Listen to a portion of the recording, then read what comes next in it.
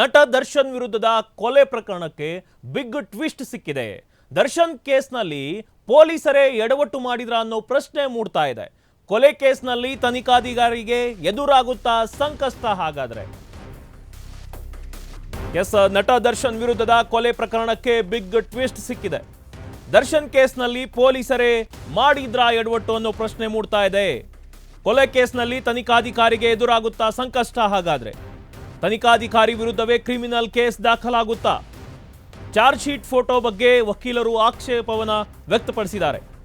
ತನಿಖಾಧಿಕಾರಿ ಗಿರೀಶ್ ಆರೋಪಿ ಮಾಡುವಂತೆ ಅರ್ಜಿಯನ್ನ ಹಾಕಿದ್ದಾರೆ.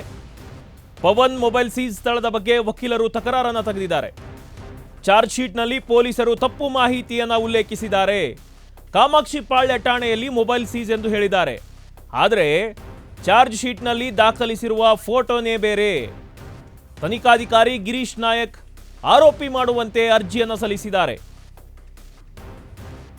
ಎಸ್, ರೇಣುಕಾಸ್ವಾಮಿ ಕೊಲೆ ಪ್ರಕರಣ ಏನಿದೆ, ನಟ ದರ್ಶನ್ ವಿರುದ್ಧದ ಕೊಲೆ ಪ್ರಕರಣ, ಇದಕ್ಕೆ ಬಿಗ್ ಟ್ವಿಸ್ಟ್ ಸಿಗ್ತಾ ಇದೆ. ದರ್ಶನ್ ಕೇಸ್ನಲ್ಲಿ ಪೊಲೀಸರೇ ಎಡವಟ್ಟನ್ನು ಮಾಡಿಬಿಟ್ರಾ ಅನ್ನೋ ಪ್ರಶ್ನೆ ಮೂಡ್ತಾ ಇದೆ.